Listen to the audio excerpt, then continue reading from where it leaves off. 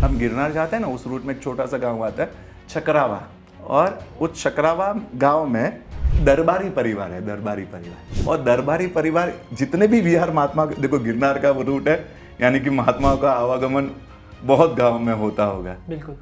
उतने महात्माओं को वो दरबारी परिवार संभालता है। किस हद तक संभालता है? जिस दिन महात्मा आए विहार करके, चाहे 15 साधु साध्वी जी हो, 20 साधु साध्वी, अपना घर खाली करता है और घर में महात्मा खुद बाहर रुक जाता है और महात्मा को स्पेशली उन्होंने बनाया, उसमें रखते हैं।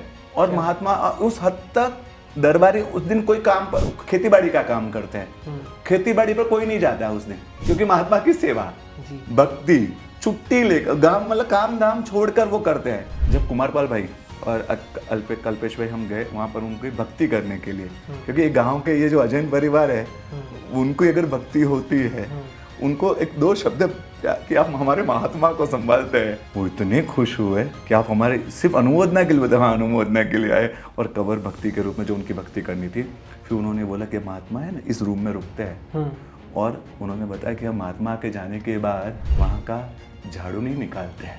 क्यों? बोले सिर्फ उसको ऐसे है ना, कपड़े से पूरी मिट्टी है ना, महात्मा रहे हुए, उनकी धूल भी हाँ हमारे लिए एक ना जायदाद है।